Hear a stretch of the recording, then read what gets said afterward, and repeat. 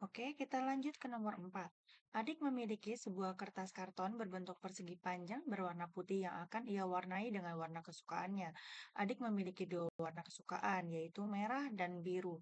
8/11 bagian dari kertas karton tersebut akan ia warnai dengan warna merah, dan sisanya akan dia warnai dengan warna biru. Maka bagian yang diwarnai biru dapat ditulis sebagai, oke, uh, first of all, I forgot to put the decimal thing in this part. So actually, you need to write down the part of the blue colored paper and the decimal.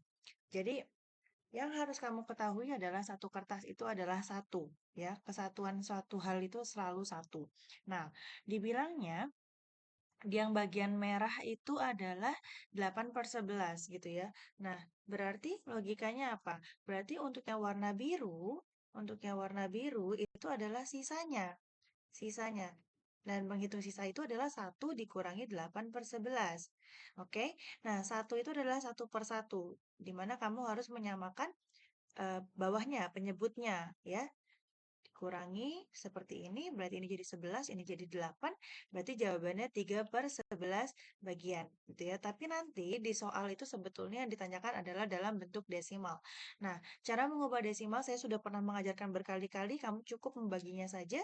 3 dibagi dengan 11. 3 dibagi 11 tidak bisa, kasih 0 dan koma, habis itu kasih 0 di sini. 30 dibagi 11 dapat 2, ya, 22. Sisanya dapat 8.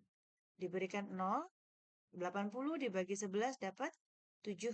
Ya, 7 dikali 11, 77. Nah, biasanya soal cuma minta sampai 2 angka di belakang koma seperti itu. Nah, ini sebenarnya kalau dilanjutin pun nanti jadi 2,272, sorry. Nah, yang harus kalian fokuskan kalau kita membulatkan kedua angka di belakang koma itu adalah angka ketiga. 2 itu adalah penurunan ke bawah, ya, yang artinya dia akan dihilangkan, maka jawaban akhirnya adalah 0,27 bagian, gitu ya. Oke, kita lanjut nomor 5. Pak Kiki memiliki sebuah akuarium berbentuk balok yang memiliki panjang 1,2 meter, lebar 0,6 meter, dan tinggi 5/8 meter. Jika dituliskan ke dalam bentuk desimal, maka tinggi akuarium itu dapat ditulis sebagai bla bla bla meter.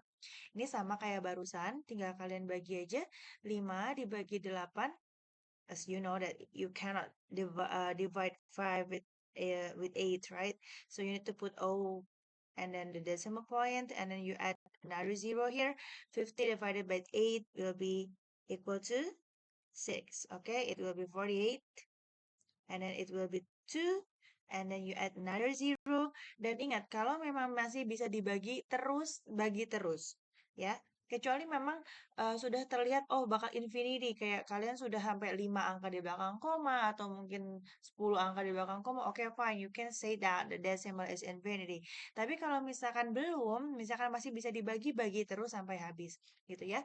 20 dibagi 8 dapat 2, 2 kali 8 itu 16 ya. Terus di sisanya jadi berapa? 4.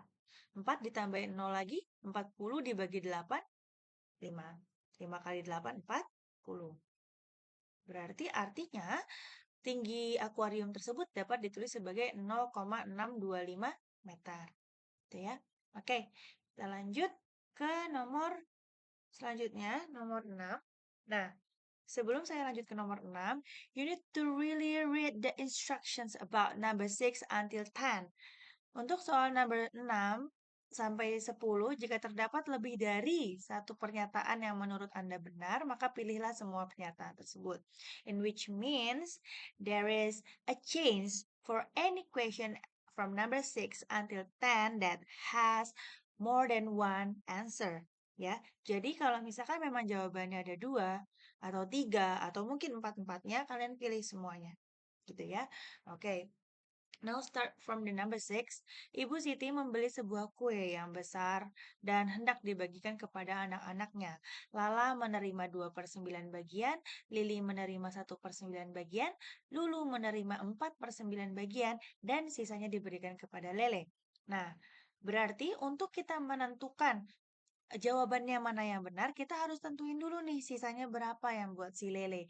Nah, lele itu kan berarti sisa. Sisa, ingat ya, satu kesatuan kue itu adalah satu. Berarti untuk ngitung yang lele itu adalah satu dikurangi 2/9, ini punyanya si Lala, dikurangi punya Lili 1/9, dikurangi punya Lulu 4/9. Ya, satu ini bisa langsung diubah jadi 9/9.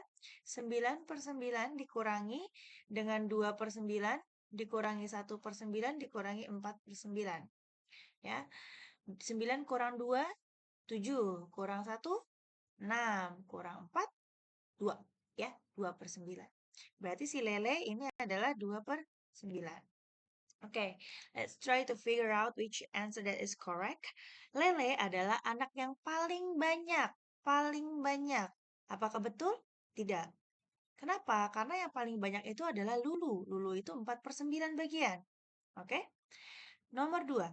Lili adalah anak yang paling sedikit menerima bagian kue. Oke, Lili 1/9. Saudara-saudaranya ada 2/9, 4/9, dan 2/9 lagi. Which means the statement is correct. Karena Lili adalah yang paling sedikit. Berarti ini betul. But let's try to take a look to other answer. Selisih antara bagian kue yang diterima oleh Lala dan Lulu adalah 2/9.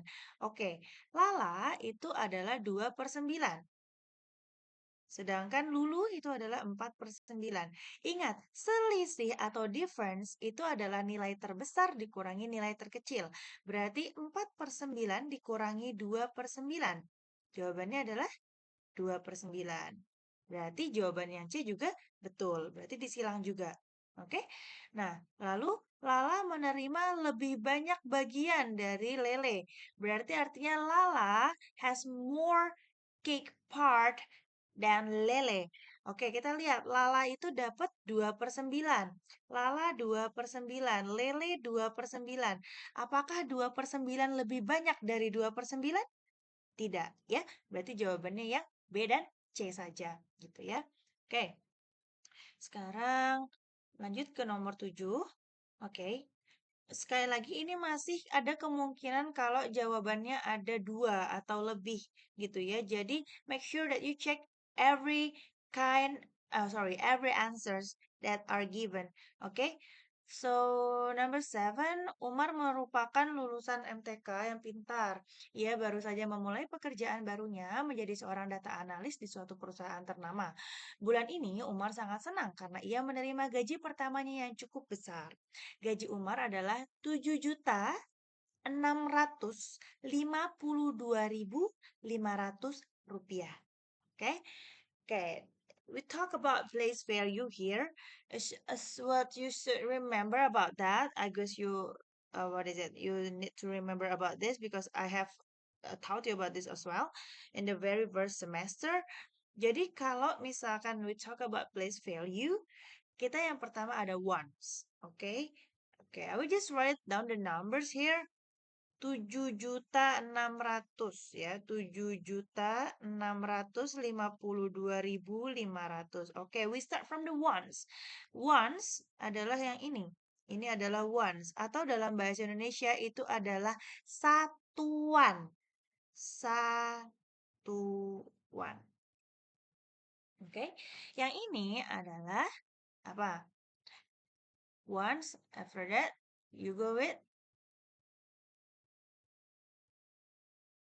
tens ya. Tens itu bahasa Indonesianya adalah puluhan. Puluhan.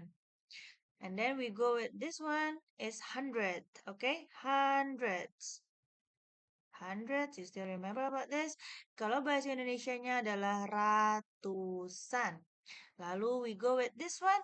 Oke, nomor yang dua ini dia adalah ribuan atau thousands. Oke, thousands. Thousands itu bahasa Indonesianya adalah ribuan.